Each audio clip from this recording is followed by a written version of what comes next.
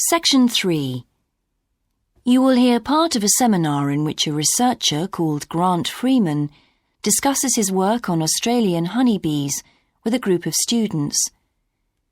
First, you have some time to look at questions 21 to 24.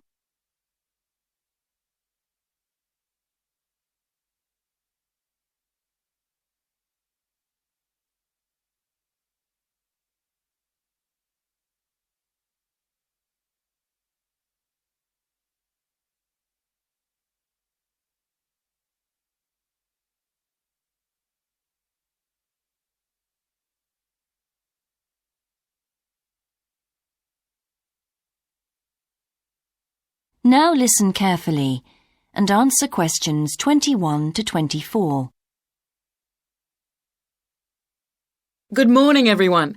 In today's seminar, Grant Freeman, a biologist who specialises in identifying insects and who works for the Australian Quarantine Service, has come to talk to us about his current research work. Right, well, over to you, Grant. Good morning, everyone. I'm sure that you know that the Quarantine Service regulates all food brought into Australia.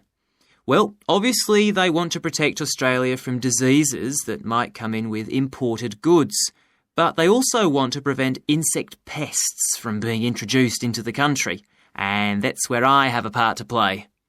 Anyway, my current research involves trying to find a particular type of bee, the Asian honeybee, and finding out whether there are any of them around in various states of Australia.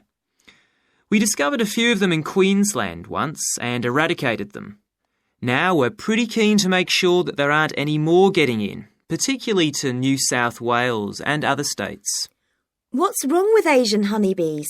Are they so different from Australian bees?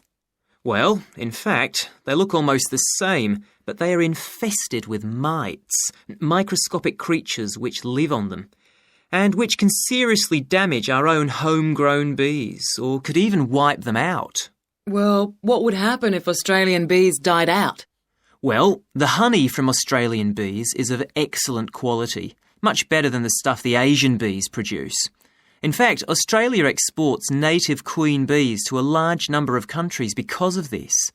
When the European honeybee was first discovered out in the bush, we found they made really unpleasant honey, and they were also too big to pollinate many of our native flowers here in Australia.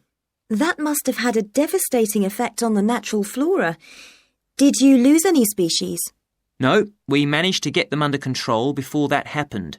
But if Asian bees got in, there could be other consequences.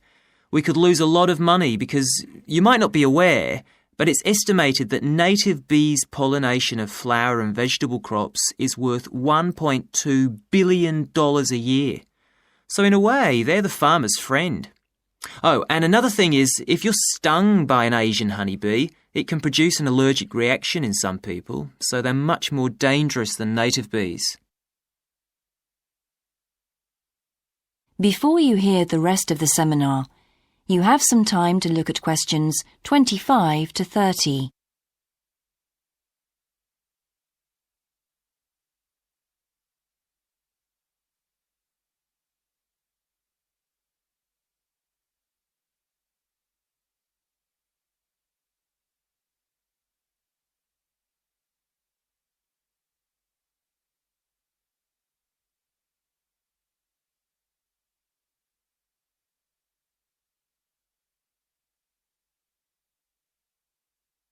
Now listen and answer questions 25 to 30. How will you know if Asian bees have entered Australia? We're looking at the diet of the bird called the rainbow bee-eater. The bee-eater doesn't care what it eats as long as they're insects. But the interesting thing about this bird is that we are able to analyse exactly what it eats, and that's really helpful if we're looking for introduced insects. How come? Because insects have their skeletons outside their bodies, so the bee-eaters digest the meat from the inside.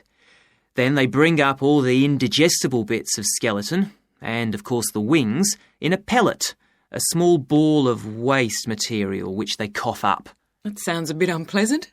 So how do you go about it? In the field, we track down the bee-eaters and find their favourite feeding spots, the places where the birds usually feed. It's here that we can find the pellets. We collect them up and take them back to the laboratory to examine the contents. How do you do that?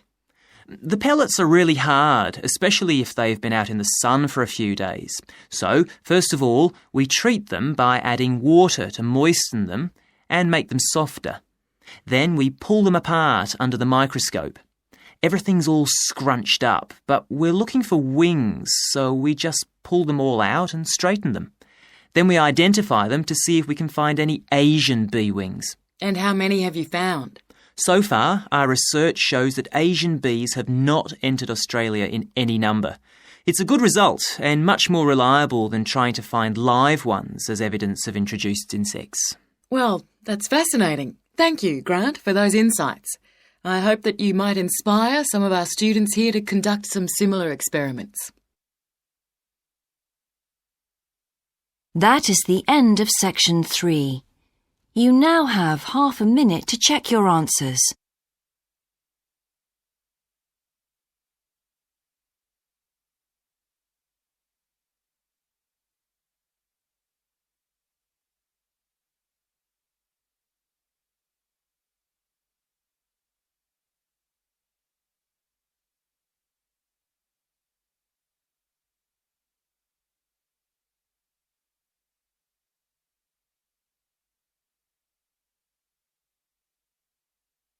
Now turn to section 4.